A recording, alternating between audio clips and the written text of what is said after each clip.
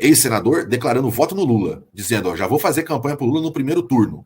Isso é um indicativo de que a candidatura do Lula tem arregimentado apoios, não porque as pessoas são petistas, não porque as pessoas gostam assim tanto do Lula, o Luiz Nunes acho que até não gosta, mas ele entende que o Lula é um democrata, mas que a candidatura do Lula tem buscado esses apoios por conta da conjuntura, a gente vai falar daqui a pouquinho sobre isso. E eu quero só passar 3 aqui, e aí eu passo para você, que é também, na mesma sequência, o Caetano Veloso, que no passado já votou na Marina, já votou no Ciro Gomes, declaradamente, votou na Marina em 2014, em 2010 não declarou voto em ninguém, mas possivelmente tenha votado até no Aécio, no Serra, no PSDB, mas que nesse momento vai fazer campanha pro Lula, já se encontrou com o Lula, tá vendo? Ó, todas essas forças aí que não são petistas, né, baby? Se encontrando. E aí, para passar para você, e depois da gente tocar o nosso papo, vem o Gregório do Vivier, que tem um programa aí no YouTube, que o Gregório é um cara genial, e estoura de popularidade no YouTube, e ele gravou um programa de 30 minutos, obviamente recheado de piadas, porque ele é um humorista, mas ele dizendo o seguinte,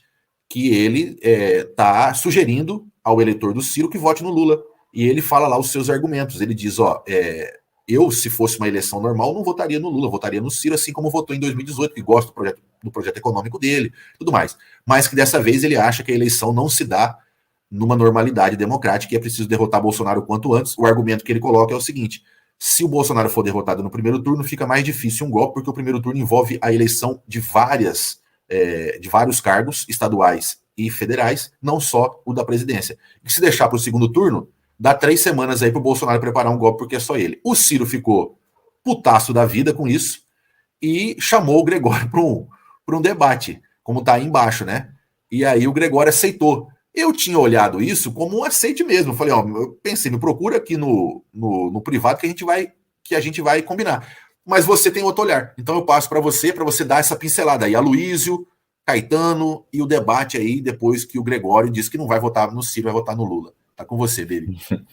Assistindo ao Gregório, como eu assisto, eu penso que isso seja uma ironia bastante sutil, né, da parte do Gregório, e eu já imagino ele falando, vamos sim, me chama lá para conversar, com aquele tonzinho de voz dele, que ele costuma fazer as piadas dele. Isso para mim me pareceu bastante uma ironia, no sentido de que, olha, o Gregório ele fez um programa que, embora seja bastante interessante, com muitas críticas, é um programa que não tá ali para debater os problemas do país, né? Ele faz um tipo de humor que ele faz umas críticas e ele está criticando algumas posturas, no caso, algumas posturas que ele considera equivocadas, né? De, por exemplo, esse não considerar um voto ali no Lula já nesse primeiro turno, enfim, mas é um programa de humor, né? Então eu entendi essa chamada aí do Ciro como sendo ele colocando como uma ironia bastante fina aí nesse ponto. A continuação ponto. da piada. Ele continuou a piada depois do programa. Exatamente. Na verdade, ele continuou graças ao próprio Ciro, que tentou levar isso muito a sério, né? Então, exato. Enfim, que o pós-golpe da Dilma, que foi encabeçado pelo Aécio ali no questionamento das eleições de 2014, e aí que o próprio PSDB ele se aventurou nisso, e aí esses figurões têm que fazer o meia-culpa de fato, né? Eles se enterraram, porque depois do golpe eles perderam muito, né? Eles mantiveram ainda só o estado de São Paulo e algumas prefeituras, mas assim, em termos de deputados, né, eles perderam muito em 2018 e tem uma chance de continuar perdendo.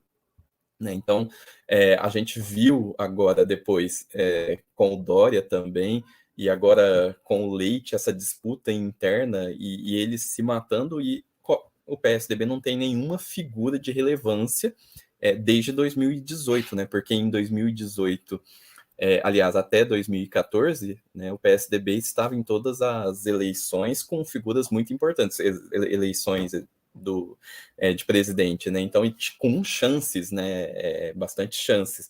E nas últimas 2 eleições, 2018 e para essa eleição, parece que continua sem chance alguma, e isso tem influência nas câmaras legislativas dos estados, né? E nas assembleias dos estados e na Câmara Federal, nos representantes do Estado. E o PSDB ele vai perder muito, ele tem muita chance de perder ainda mais o pouco que ele já tem. Então, assim... Em cima da sua fala aqui, ó, o Bruno Araújo dizendo que convoca a reunião porque o Dória falou que estão tentando dar um golpe dele dentro do PSDB, tá aqui. E só para completar, antes de você falar do Caetano, sobre a questão da terceira via, a gente colocou aqui, ó, um pouquinho para trás, o Baleia Rossi, o nosso deputado federal, reunido ali com o Bruno Araújo e ali pelo computador o Roberto Freire, tentando ainda encontrar um nome de conselho da terceira via. O que é a terceira via desse povo aqui, baby? É a Simone Tebet e o Dória. A Simone Tebet não sai de 1% e o Dória está aí choramingando, dizendo que está sendo golpeado pelo próprio PSDB. Ou seja, você tem toda a razão. A terceira via, ela simplesmente não existe. Não existe. O único restinho de terceira via é o Ciro Gomes, né, baby? É por isso que o Ciro está sendo pressionado agora. E o Ciro fez uma tentativa, né, com a Simone. Assim, para a própria sobrevivência do PSDB, é muito mais viável ser Lula já desde o início do que, enfim, do que em outro momento. Então, assim, eu entendo isso como uma pessoa que está olhando para o próprio partido, vendo que é melhor para o partido já apoiar o Lula desde o início do que em outros momentos. Enfim, acho que essa era a minha concepção.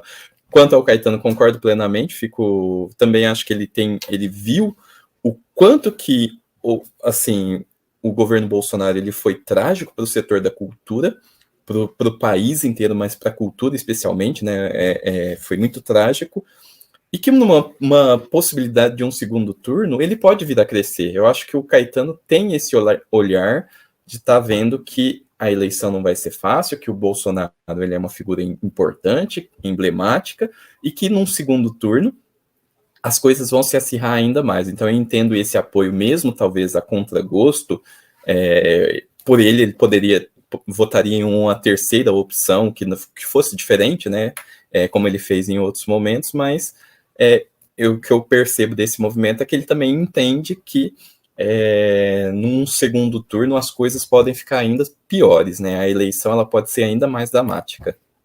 Exatamente. E concordo com a visão do Caetano. Eu particularmente não tenho, e o blog também não, né? Como linha editorial, feito pressão, assim como o do Vivier fez aqui, porque ele pode ter feito programa de humor, mas ele fez pressão porque ele colocou a opinião dele. Eu também tenho opinião parecida com a do Vivier, mas tenho...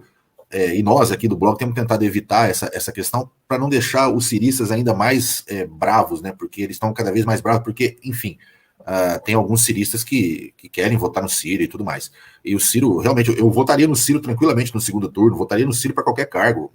Óbvio que eu prefiro o Lula, mas eu não sou. Sempre disse isso aqui, né, bebê? Até nos momentos mais difíceis, onde o Ciro já foi até mais violento contra o PT, eu disse isso aqui e repito: o Ciro não é inimigo do campo de esquerda, ele é, inclusive, aliado. E o seu programa é um programa importante e que dialoga com o que o Brasil necessita. Mas, na atual circunstância, nós não estamos tratando de um assunto de democracia. Estamos tratando a democracia versus a barbárie.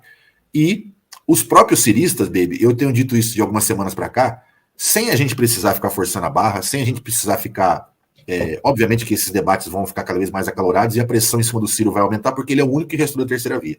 A Simone Tebet não se cacifou, o Dória não se cacifou, a terceira via inteira não se cacifou. Isso é muito, muito problemático. Você falou uma coisa de verdade. O Baleia Rossi, como presidente do MDB nacional, pode ser o presidente da menor bancada eleita do MDB na história do partido, desde o processo de redemocratização. Anterior até, né? Porque o MDB começou a disputar eleições antes mesmo da Constituição, eleições para o Congresso. E isso é muito grave. O que restou agora de terceira via foi o Ciro. É a única terceira via que restou. Por isso que o Ciro até fez aí um aceno para Simone Tebet. E a pressão em cima dele vai aumentar. E vai aumentar dos próprios ciristas. Eu tenho sentido, eu participo de grupos onde a maioria é cirista, e eu tenho sentido que aumenta a pressão deles mesmos. Olhando para o cenário, olhando que cada vez mais que o Bolsonaro perceber que pode perder essa eleição, ele vai caminhar para tentativa de golpe, pelo menos para o acirramento, para tentativa de caos no processo eleitoral, e acho que os próprios ciristas vão observar e vão poder fazer a sua própria análise. Os blogs, o Cafezinho e o Tijolaço, que tradicionalmente dialogam muito próximo com o Ciro Gomes, dialogam muito próximo com o PDT, já assumiram uma posição de defesa da candidatura do Lula e já começam a pressão em cima do Ciro. Os candidatos de Minas Gerais ao governo do estado, ao Senado, em outros estados, já começaram a pressão em cima do Ciro. Não são petistas, não. São do próprio PDT. Inclusive no próprio estado do Ceará, baby, tem uma pesquisa, a gente não colocou no blog, mas ela saiu, o Ciro está em terceiro lugar no Ceará, atrás do Lula, atrás do Bolsonaro, que é o estado dele. Então tudo isso vai contribuir para a pressão. Eu sinto muito em dizer isso, né, para o Ciro e para os ciristas, mas a eleição de 2022 é uma eleição diferente. E é por isso que tudo isso está acontecendo. Mas eu gostaria de ver um debate entre o Gregório e o Ciro, porque eu acho que o Gregório vai engolir o Ciro Gomes, não porque o Gregório saiba mais. Eu acho que o Ciro até sabe mais dos problemas nacionais e compreende mais um projeto para o país. Mas nesses argumentos que o Gregório falou e que o Ciro chamou ele para o debate, eu acho que se tivesse debate, eu aposto no Gregório, baby. O que você aposta aí? Você acha que esse debate rola? Eu acho que nesses argumentos o Gregório acaba encaçapando o Ciro. Se fosse ele, eu não faria isso. Não sei quem que eu apostaria, não, mas assim, seria interessante ver as tiradas de humor, porque o Gregório é uma pessoa bastante inteligente e rápida e o Ciro é uma pessoa bastante estourada, né? Ia ser interessante. Ia ser interessante. Ó, vamos caminhando aqui.